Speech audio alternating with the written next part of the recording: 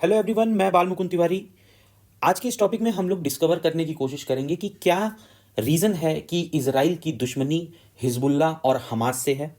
कौन है ये हिजबुल्लाह और हमास, और क्या रीज़न है जिसकी वजह से इनके बीच में और इजराइल के बीच में हमें एक बहुत ही भयानक लेवल पर दुश्मनी देखने को मिल रही है कि दोनों पार्टीज एक दूसरे से जान के दुश्मन बने हुए हैं, और क्या इसमें ईरान का रोल है। ये सारी चीज़ें आज हम लोग हिस्टोरिकल बैकग्राउंड से लेकर के और प्रेजेंट सिनेरियो में जो भी कुछ चीज़ें हैं आज हम लोग इस माध्यम से जानने की कोशिश करेंगे।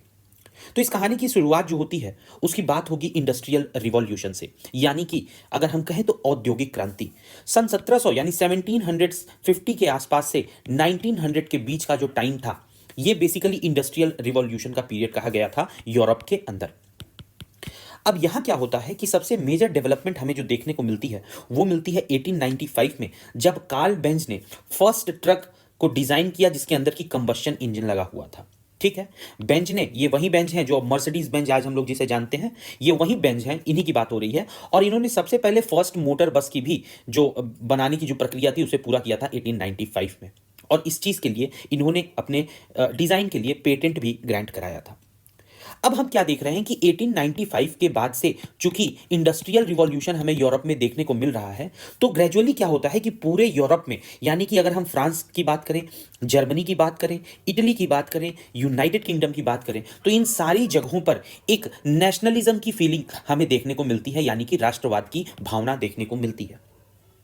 ये जो राष्ट्रवाद की भावना है, ये फ्रांस के लोग वी फ्रांसीसी, जर्मनी के लोग वी जर्मन्स, यूनाइटेड किंगडम्स के लोग वी द ग्रेट ब्रिटेन कह के अपने आप को संबोधित करने लगे। तो इंडस्ट्रियल रिवॉल्यूशन की वजह से हम क्या देखते हैं कि पूरे के पूरे यूरोप के अंदर एक नेशनलिज्म की भी फीलिंग हमें उभरती हुई दिखती है। इसी में हमें नेक्स्ट चीज जो ध्यान में देनी है वो ये है कि इस समय जो ज्यूज थे, यानी जो यहूदी थे, वो एंटायर यूरोप में छोटे छोटे कस्बों में इनकी पॉपुलेशन बटी हुई थी। यानी कि चाहे वो जर्मनी हो, चाहे वो फ्रांस हो, चाहे वो यूरोप का हर एक हिस्सा, हर जगह पर छोटे छोटे ये जो आप इस मैप में ब्लैक डॉट से देख रहे होंगे, ये बेसिकली वो लोकेशंस थी जहां पर कि ज्यूइश सेटल थे, यहूदी सेटल थे। 1896 में इंडस्ट्रियल रिवॉल्यूशन के दौरान जब यूरोप में नेशनलिज्म की फीलिंग आने लगी, यूरोप के लोग अपने राष्ट्र की बात करने लगे, तो ये जो यहूदी पॉपुलेशन थी, ज्यूज की पॉपुलेशन थी, इनके अंदर भी ये भावना उत्पन्न होती है कि अगर पूरे यूरोप के लोग अपने अपने नेशन की बात कर रहे हैं तो व्हाई नॉट वी, क्यों ना हम भी एक ऐसे नेशन की डिमांड करें जो कि ज्यूज का हो, जो कि यहूदियों का हो। और उन्होंने बाइबल का भी यहां पर रेफरेंस दिया कि बाइबल में भी पैलेस्टीन का जिक्र हुआ है, डायरेक्टली नहीं लेकिन इनडायरेक्टली रूप में पैलेस्टीन को होली लैंड कहा गया है जहां पर कि ज्यूज वर बॉर्न। तो इन्होंने ये कहा कि जो पैलेस्तीन है वो एक्चुअली में बाइबल में भी मेंशन्ड है कि पैलेस्तीन ज्यूज का घर है, वो जमीन ज्यूज की है, यहूदियों की है। और इस पूरे मामले को मद्देनजर रखते हुए एक व्यक्ति जो कि एक जर्नलिस्ट था जिसका नाम थियोडोर था, थियोडोर ने स्विट्जरलैंड में 1897 में एक पॉलिटिकल मूवमेंट चलाया जिसको नाम दिया गया जायोनिज्म। जायोनिज्म क्या था? तो जायोनिज्म बेसिकली एक तरीके से आवाहन था कि पूरे विश्व में जहां पर भी यहूदी हों वो वहां से उस जगह को छोड़ करके पैलेस्तीन में चलें, पैलेस्तीन में चल करके वहां पर जमीनों को खरीदें और वहां पर सेटल हों और वहां पर अपना एक राष्ट्र बनाएं, एक ज्यूज राष्ट्र बनाएं। और इस पूरे मूवमेंट को क्या कहा गया? जियोनिज्म के नाम से, जियोनिज्म के नाम से जाना गया। इसकी वजह से हम क्या देखते हैं कि 1896 यानी 1896 के बाद, और खास करके इन पर्टिकुलर 1897 के बाद, पूरे यूरोप से जो ज्यूज थे वे अपने जगह को छोड़ करके और सेटल होना शुरू करते हैं। कहां पर? पैलेस्तीन में। वो वहां पहुंचते हैं, वहां की जमीनों को खरीदते हैं और वहां पर सेटल होना शुरू होते हैं। यहां पे इस चीज को थोड़ा सा हम विराम देते हैं और आगे समय में बढ़ते हैं, और यह समय था किसका? वर्ल्ड वॉर वन का, यानी 1914 से लेकर के 1918 के बीच का समय। 1914 से 1918 का जो समय था ये वर्ल्ड वॉर वन का पीरियड था। वर्ल्ड वॉर वन में इधर की कंट्रीज एलाइड पावर थी, ये कंट्रीज जो थी ये सेंट्रल पावर्स थी। इन दो ग्रुप्स के बीच में हमें युद्ध देखने को मिलता है। लेकिन यहां पर मेन हमें जो ध्यान में रखना है वो सिर्फ दो कंट्रीज को ध्यान में रखना है जो कि हमारे टॉपिक से रिलेटेड है। एक है हमारी ग्रेट ब्रिटेन और दूसरा है हमारा फ्रांस, एलाइड पावर की तरफ। और सेंट्रल पावर की तरफ हमें जिस कंट्री को ध्यान में रखना है वो देना है हमें किसे? ऑटोमन एम्पायर को। वर्ल्ड वॉर वन जब खत्म होता है, एलाइड पावर्स और खास करके फ्रांस और ब्रिटेन को यह पता था कि जो ओटोमन एम्पायर के क्षेत्र हैं ये एक ग्रेट रिजर्वॉयर हैं, किस चीज के? ऑयल्स के। और इन ऑयल्स की, यानी क्रूड ऑयल की हम बात कर रहे हैं, इन ऑयल्स की बहुत कर विशेष जरूरत पड़ेगी किस चीज के लिए? इंडस्ट्रियल रिवॉल्यूशन के अंदर, यानी कि औद्योगिक क्रांति के लिए जो रॉ मटेरियल का जो काम करेगा वो है कौन? ऑयल्स। और सारे के सारे ऑयल्स किसके अंडर में थे? ऑटोमन एम्पायर के। तो वर्ल्ड वॉर फर्स्ट के पहले यह चीज निर्धारित थी कि किसी भी कंडीशन में ऑटोमन एम्पायर को हराना पड़ेगा। जब हम ऑटोमन एम्पायर को हराएंगे तो उनके जो ऑयल फील्ड्स हैं वो हमारे कब्जे में आएंगे, जिसको कि हम as a raw material use करेंगे कहां पर? इंडस्ट्रियल रिवॉल्यूशन के अंदर। ये विचार किसके थे? ये विचार थे फ्रांस और ग्रेट ब्रिटेन के। बहरहाल वर्ल्ड वॉर वन खत्म होता है। वर्ल्ड वॉर वन खत्म होने के बाद ऑटोमन एम्पायर की हार होती है। ऑटोमन एम्पायर की हार होने के बाद ऑटोमन एम्पायर के अंदर जो छोटे जो भी क्षेत्र थे उनको छोटे छोटे टुकड़ों में बांट दिया गया।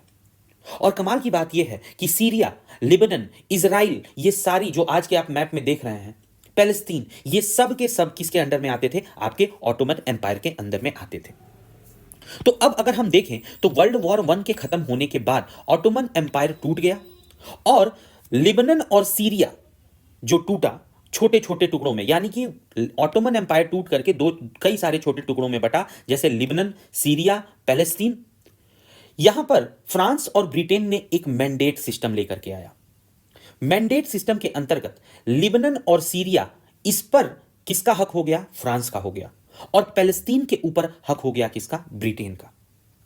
यहां पर एक चीज जो हमें ध्यान में देनी है कि लिबनन में इस समय जो मेजॉरिटी थी, अभी हम सीरिया की बात नहीं करेंगे क्योंकि सीरिया अभी हमारे टॉपिक के बाहर का चीज है, पर्टिकुलर हमें ध्यान देना है किस पे? लिबनन पे। इस समय लिबनन की अगर हम बात करें तो यहां पर जो पॉपुलेशन थी उसमें मेजॉरिटी थी सुन्नी और माइनॉरिटी थे कौन? शिया। पैलेस्तीन में अगर हम बात करें तो जो कि ब्रिटेन के अंडर में था, इसकी जो मेजॉरिटी ऑफ पॉपुलेशन थी ये थी पैलेस्टीनियन अरब्स। फ्रांस ने क्या किया कि फ्रांस को जब लेबनान का मैंडेट मिला तो उसने यहां पर सुन्नी, शिया और साथ ही यूरोप से क्रिश्चियंस को भी ला करके स्टैब्लिश करना शुरू किया। और पैलेस्तीन जो था ये तो ब्रिटेन के अंडर में था ही, लेकिन ये जो सारी चीजें हम देख रहे हैं मैंडेट सिस्टम का, ये हम देख रहे हैं 1918 के बाद से। और पैलेस्तीन में जैसा कि मैंने आपको बताया पिछली स्लाइड में कि 1896 में थियोडोर के आवाहन के बाद ही जितने भी ज्यूज थे वो धीरे धीरे पैलेस्तीन में जाकर के जमीन लेने लगे और वहां पर सेटल होने लगे थे। तो इस समय अगर हम देखें तो पैलेस्तीन के छोटे छोटे हिस्सों में ज्यूज जो थे वो आकर के सेटल हो रहे थे और वहां की जो लोकल पॉपुलेशन थी वो थी किसकी? पैलेस्टीनियन अरब्स की। अब यहां से क्या होता है कि ब्रिटेन को कई बार ऐसे मौकों का सामना करना पड़ा जहां कर कि पैलेस्टीनियन अरब और ज्यूज के बीच में कई बार विरोध, विद्रोह, ब्लडशेड, वॉर देखने को मिली।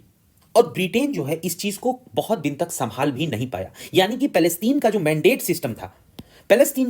सिस्टम था उसे ब्रिटेन ज्यादा दिन तक संभालना नहीं चाह रहा था। बहरहाल समय बीतता है, वर्ल्ड वॉर वन खत्म होता है, समय बीतता है 1920 से लेकर के 1940 तक पैलेस्तीन में पैलेस्टीनियन अरब्स और ज्यूज के बीच में कई बार हमें विद्रोह देखने को मिलते हैं, ब्लडशेड देखने को मिलता है। After the end of world war two in 1945, 1945 में वर्ल्ड वॉर टू का खात्मा होता है, वर्ल्ड वॉर टू खत्म होता है। ब्रिटेन भी पैलेस्तीन को लेकर के एकदम थक चुका होता है और ब्रिटेन जब पैलेस्तीन को लेकर के एकदम थक चुका होता है तो हमें यह भी पता है कि वर्ल्ड वॉर टू के खत्म होने के बाद यूनाइटेड नेशंस का गठन होता है और ब्रिटेन अपनी सारी प्रॉब्लम्स जो थी पैलेस्तीन के मैंडेट को लेकर के वो यूनाइटेड नेशन के पास चला जाता है और कहता है कि भैया यूनाइटेड नेशन हमसे नहीं संभाला जा रहा है अब पैलेस्तीन। यूनाइटेड नेशन से रिक्वेस्ट करता है कि जो पैलेस्तीन का मैंडेट है वो अब किसको मिल जाए? वो अब मिल जाए यूनाइटेड नेशन को। यूनाइटेड नेशन उसकी बात मानता है और जो पैलेस्टीनियन मैंडेट होता है वो यूनाइटेड नेशन अपने साथ ले लेता है, अपने पास ले लेता है।